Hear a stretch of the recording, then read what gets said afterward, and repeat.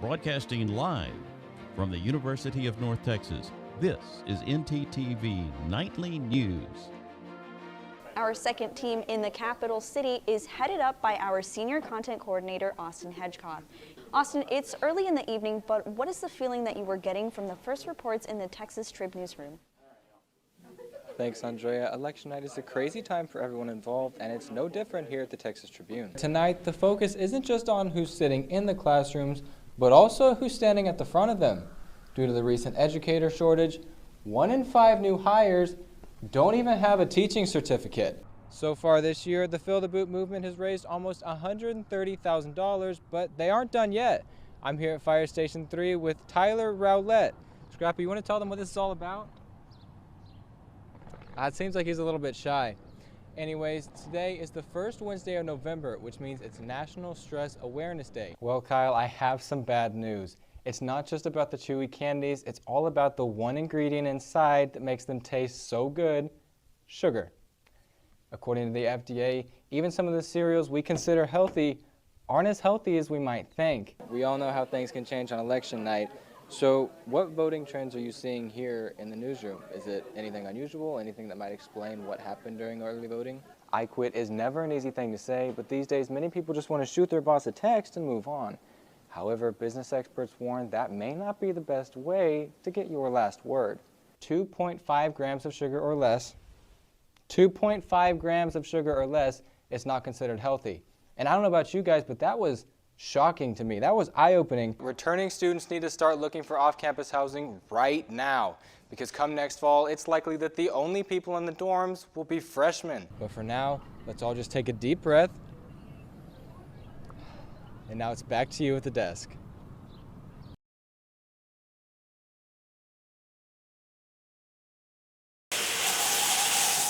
Clean water, something we all need, but not something we're all guaranteed.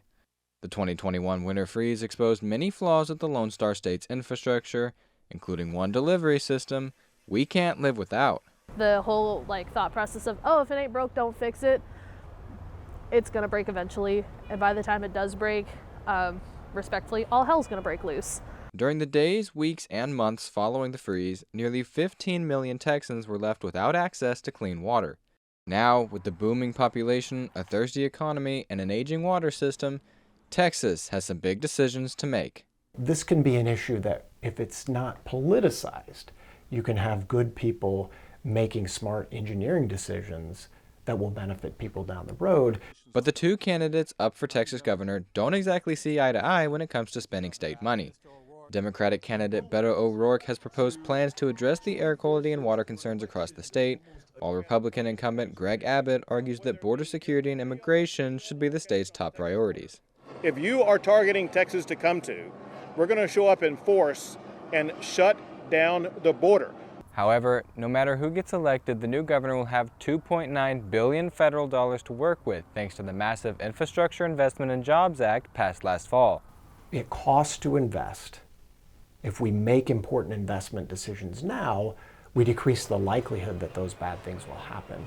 Additionally, with the demand for water expected to surge over the next few decades, the Texas Water Development Board recently agreed to pitch in $46 million in state funds to fix broken pipes, upgrade flood protections, and build new treatment plants.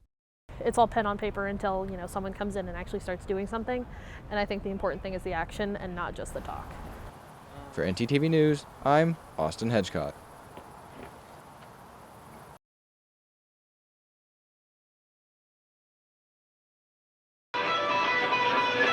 Living near a big city has its perks,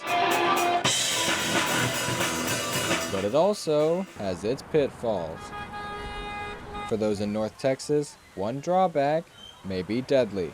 The more we're exposed to a certain environmental air pollutant, the more possibility there is of those negative outcomes. While the air quality in North Texas has always been a major point of concern, things hit a new low on September 15th, when the U.S. Environmental Protection Agency labeled the metro's ozone situation as severe. I don't know if I notices it often when I'm driving towards Dallas, but I definitely have noticed it driving into Fort Worth, and I just see this it looks like it's cloudy, and there's not a cloud in the sky anywhere else. Our Earth is surrounded by a thin layer of ozone, an invisible gas that protects us from the sun's beating rays. However, when heat and pollution mix down here on the Earth's surface, that same ozone gas forms at ground level, where, as the main ingredient in smog, it does more harm than good. Long-term exposure to ground-level ozone can cause many health problems, including difficulty breathing, shortness of breath, and even irreversible scarring of the lungs. During those periods when higher levels of ozone are present in the environment, we want to minimize the amount of time that we're outside being exposed to that. Texas now has 4 years to reduce the amount of pollution coming from industry plants, vehicles, and other area sources. If those emissions aren't cut by nearly 20%, the EPA will fine the metro, costing local businesses and taxpayers up to $45 million per year. I guess you could get real worried about it, but I kind of hope that people are going to kind of come to their senses and do something about it. A spokesperson for the Texas Commission on Environmental Quality told me that a plan is already in the works and a proposal could be announced as early as 2023. For NTTV News, I'm Austin Hedgcoth.